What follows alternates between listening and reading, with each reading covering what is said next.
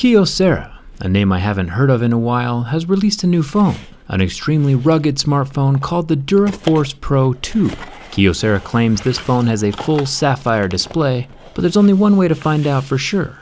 At only $450, this should be interesting. On the back of the phone it says Class 1 Division 2, which means this phone can be used in hazardous locations without causing explosions. Gotta love that. Let's get started.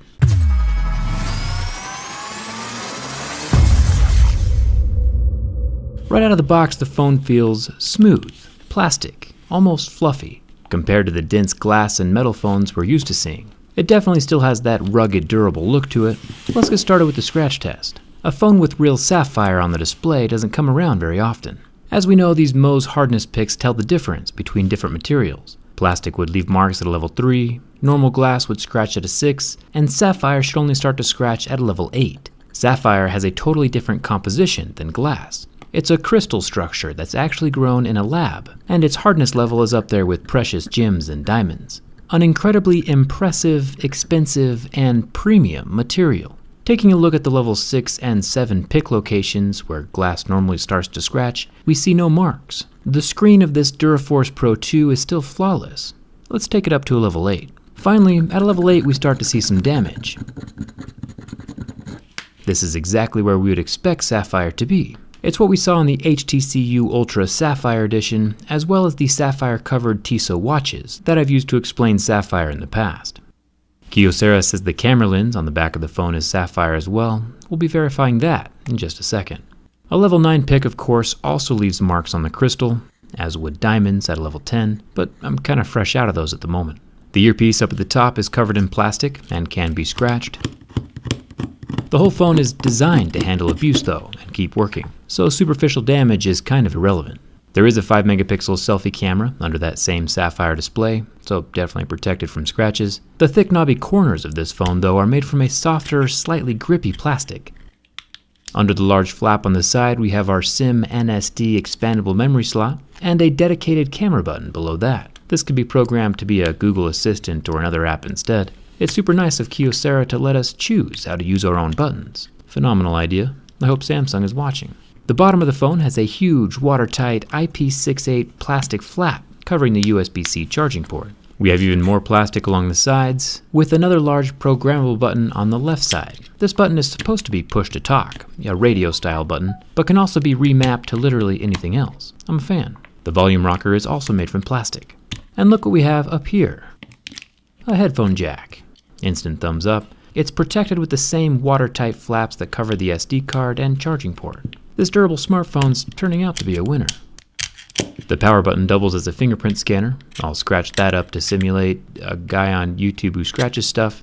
But while adding my fingerprint, I would get constant fingerprint scanner is dirty messages. Even when it finally did accept my fingerprint, the dirty little fingerprint scanner was not efficient at recognizing my finger, nor would it unlock the screen every time. There is always other ways to unlock your phone, of course, but the weaker fingerprint scanner is just something to keep in mind.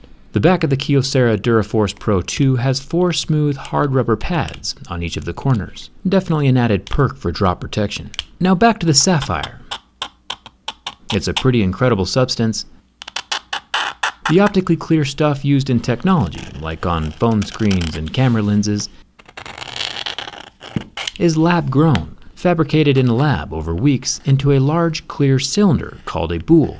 This massive chunk of sapphire is then bored out and cut up to make watch faces, or smaller bores to make camera lenses, or sawed into rectangular chunks and polished to make smartphone displays like the one here on the Kyocera. It's a fascinating process that I'd love to show off in real life if anyone over there at Kyocera is watching. The back panel covering the wireless charging pad is plastic. Not all sapphire is created equal. One company, who shall remain nameless, uses an impure version of sapphire.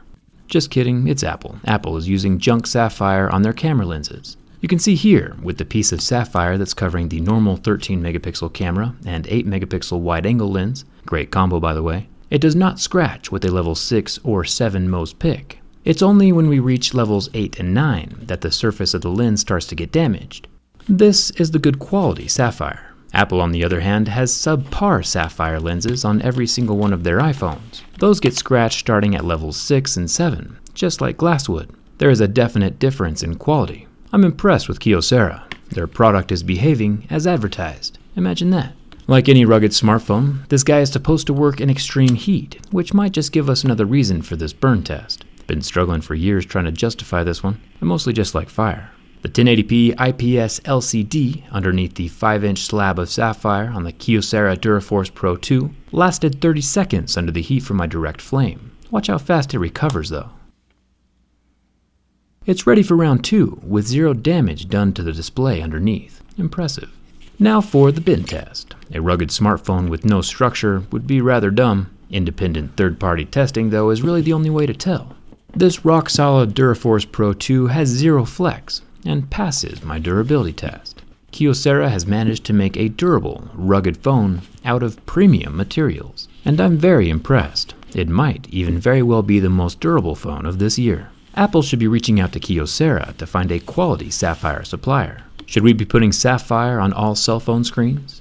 If you enjoyed this video and want to see other phones tested in the future, hit that subscribe button and coming out with me over on Twitter and Instagram.